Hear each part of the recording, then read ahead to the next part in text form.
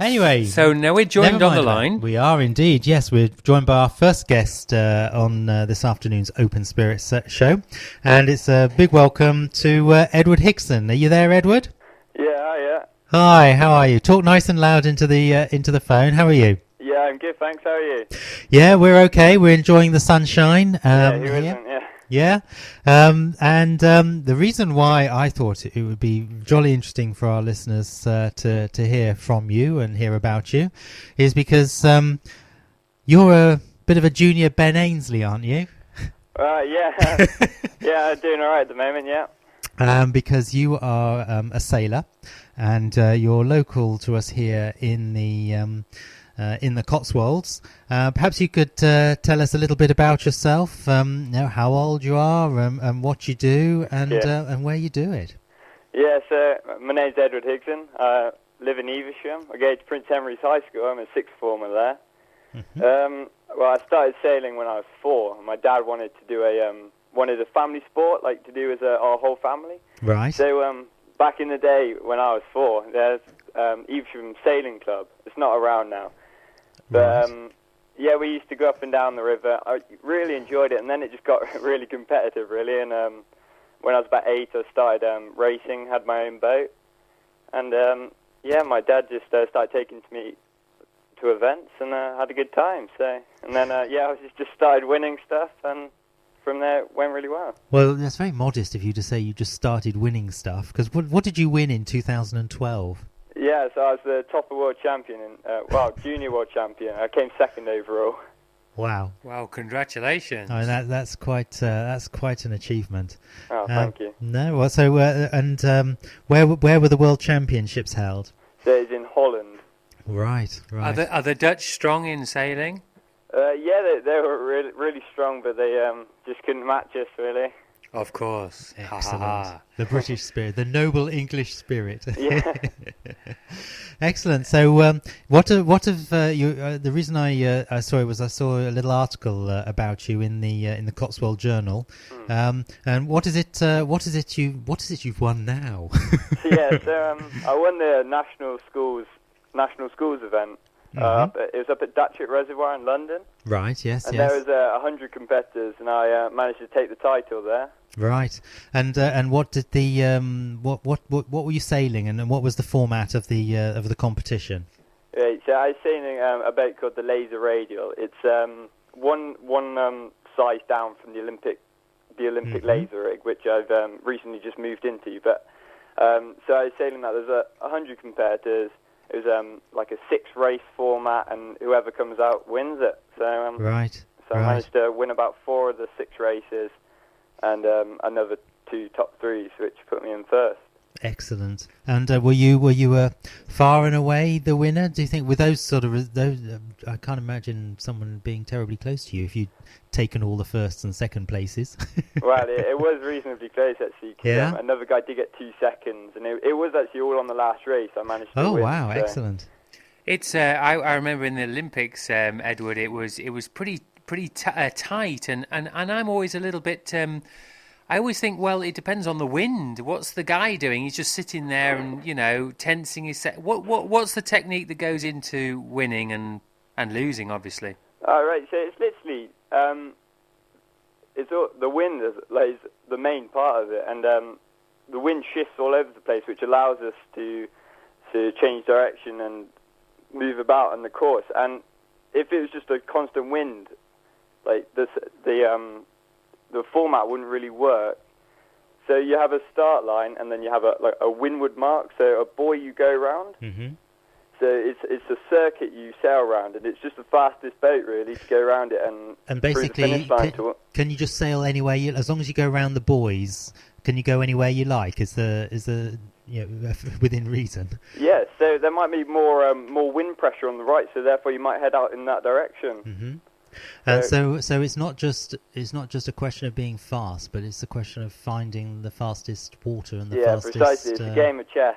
Yeah, and the other thing that really intrigued me was particularly with Ben Ainsley. I don't know if it was the last Olympics. It must have been the one before. It was the tactics. With wasn't there a bit of you sort of get holding up your opponents? Yeah, well, it happens it was actually quite a new technique used because it was frowned upon before, but now with they've just like made team racing, which is like 3-on-3 boats, and they're all trying to like tack in each other's way, get in each other's way. Right. And so they so you can sail someone down the fleet, which means you cover them, which means you take their wind. Right. So you can push them back into the position they don't want to be in, make them do turns, like infringe and protest even. Right. Right. Is that sportsmanship or gamesmanship then? Oh, I'd say it's like gamesmanship because it's just become natural in sailing now. So is that a good thing? Well, if it means you win the regatta, I suppose so. Yes, it depends whether you're talking to the winners or the losers. That's a bit like a professional foul, isn't it? That kind of thing. But if it's You're not, right. yes, Yeah, but if it's well- legal, I mean, it's Yeah, well, legal's not the same as desirable. no. But if it's, That's if what I'm it's- asking Edward what he thinks. I don't know. All right, I'll shut up then. Sorry, Edward. Carry on. Yeah, well, I think it's fine. Okay. Yeah. It's all add grist to the mill or whatever. Mm. Okay. Excellent. Well, you say you're at school, Prince Henry's High School. Is that Yeah, right? Yeah, that's right. And do they have a sailing team at school? No, we're a bit too far inland here to have any sort of lakes around us or, you know, the Is that sea, or even go why to the sea, so- Evesham Sailing School or sailing club went to the wall, as it were? So just not enough interest for. Well, the flooding, 2007, August 2007, really didn't the detrimental effect on the club, and it just went really downhill. Oh dear. I see. So where do you train then, Edward? If you're far from the water. So I train at a place called Bartley Reservoir in the outskirts of Birmingham. Mm-hmm. So it's a bit of a hike. It's a good half an hour, 40 minutes, is it? Yeah, about there. Yeah, it's motorway all the way. Because I know there's quite a lot of rowing going along the in Evesham or Stratford, but that's not the same as sailing, is it? No, not quite. I think rowing's more like powerhouse and just straight Up and down, up and down. Yeah. Whereas Yeah. sailing, you've got to go with. I mean, a little bit going back a little bit. How do you guess where the wind is better, or that can't be chance, can it? Do you feel it in your bones or what? You can see the wind on the water, and you can see it's like darker patches on one side. You head towards the darker, and so you have to take into account the current and like the wind. You can see the clouds in the sky. You get like heavier clouds, big thick white clouds. They bring a lot of wind. Meteorology really. Yes, quite a lot of it's a factors bit to as it. say it just adds to the and then after all that you've got to remember to sail the boat. Yeah. Great. Okay. Well, what does the future hold for you? Well, it's really a matter of getting into squads now and working my way up. In September I'll try and qualify for the national youth squad in the laser radial, and so that's basically an elite group of sailors who are destined to win medals for Great Britain. It's just a pathway really onto the Olympic Development Squad, which is looking for in 2 years' time Right. to qualify for that. And then you basically made it, and then you made it onto the team. You can go to other countries. I mean, they're in Croatia at the moment for the Europeans. I bet it's lovely out there, but I didn't get to go. So how old are you, Edward? Sorry. I'm 60. I'm 17 in August. Okay, so you even at your age, you might be in a team that goes away on these amazing trips. Well, yeah, I suppose it's one of these things. You don't have to be really strong to do it, and you get the light. It's just all in the head, really. I mean, time on the water, practice. I see, and so you've really got the next 10, 15 years if you keep working at it. You could have quite an interesting time. I mean, not many people, at that age are travelling around the world, seeing things. How does that feel to you? Yeah, it's just brilliant. I mean, it's just, you can't imagine it's so hard to go back to school once you've done these amazing things. Yeah. Well, I mean, obviously, school kind of loses, and its kind of relevance as well, doesn't it? Because you don't need those O levels. Morning, so. Yes. You don't need those O levels anymore, really, do you? Yeah, well, let's get them done, I think. Get them done, but then move on. Yeah. Right. Yeah, but it costs money, doesn't it, to become an elite sailor. So what's your situation regarding sponsorship and what have you? Right, it certainly does cost a lot, and I rely heavily on donations to fund expenses like equipment, travel, and accommodation. So trusts like the Joanna Brown, and I've got a personal sponsor, Virtual Rigger. They help me a lot. But I try and work as well, but still it just costs a lot. And I'd love to go to Croatia this week, but I just didn't have the amount of money to go. So it's quite fortunate. So are you? I mean, I suppose it's a silly question, really. You'd never say no, but is now a particularly important time for you to encourage someone out there who wants to sponsor, a future Olympic champion?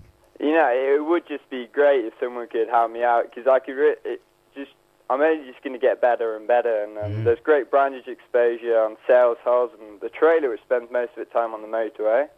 Right. So that would be really amazing and really help me out. And you would, for example, you would wear a name, for example, something like that for a sponsor? Yeah, so the brandage exposure, yeah.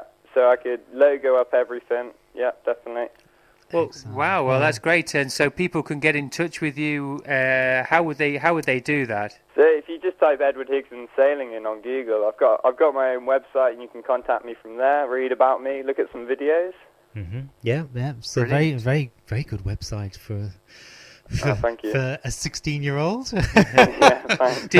But then most 16-year-olds have got nothing to say, nothing to show. But you have quite a lot. Yeah. Well, great. Thanks for coming on, Edward. It's really interesting to speak to a such a budding champion in the making, and we wish you well, and we hope you keep your head down and concentrate and keep on track. Yeah. And don't forget us here at NCCR when you're standing there on the podium getting your 5th gold medal. Yeah, well, thanks for having me. Well, maybe we can stay in touch if you have anything coming up. Maybe you'd like to give us a call, and we could we could talk about it again on the radio, and maybe talk about sponsorship, that kind of thing. Okay? Yeah, definitely. Great Good stuff. Excellent. Well, yeah, well, I asked you a little earlier when we spoke earlier in the day whether you had a particular track of music that you'd like us to play. We've got that for you. Perhaps you'd like to introduce it as we say goodbye to our listeners. Okay, then. So this is Mr. Prob's Waves. Excellent. And is this a is this a new song? Is this one that's particularly you particularly like, or is it? It's quite a modern song, and it's quite fitting, really. Yeah, absolutely. Yeah, good stuff. Okay. All right. Well, Edward, thanks very much you. Indeed, and have a good weekend. All the best, Edward. All the best. Yeah, and you guys. Thanks. Cheers. Yeah, bye then. thanks. Bye-bye.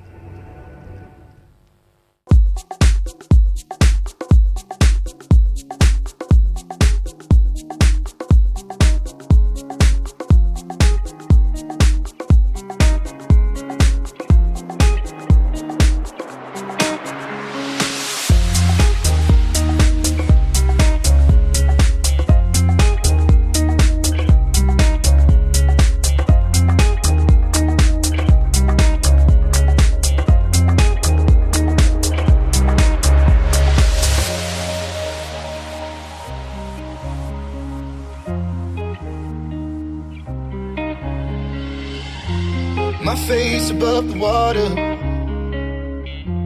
my feet can't touch the ground, and it feels like I can see the sands on the horizon every time you are not around. I'm slowly drifting away, wave after wave, wave after wave. I'm slowly drifting,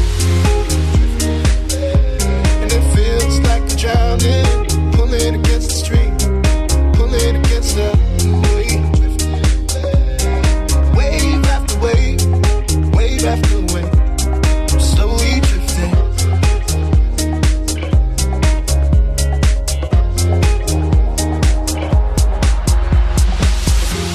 My face above the water, my feet can't touch the ground, and it feels like I can see the sands on the horizon every time you are not around. I'm slowly drifting away, wave after wave, wave after wave. I'm slowly drifting away, and it feels like I'm drowning, pulling against the stream, pulling against the.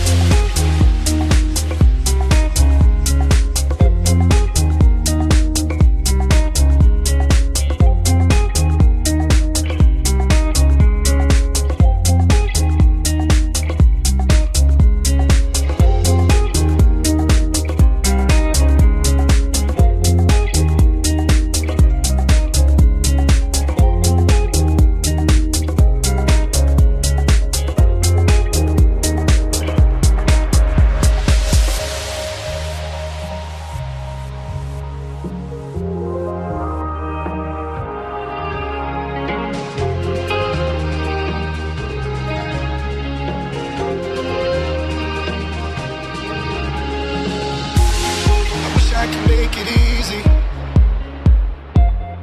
easy to love me, love me. Still I reach, find a way. I'm stuck here in between. I'm looking for the right words to say. I'm slowly drifting, drifting away, wave after wave, wave after wave. I'm slowly drifting, drifting away, and it feels like I'm drowning, pulling against the stream. Against her.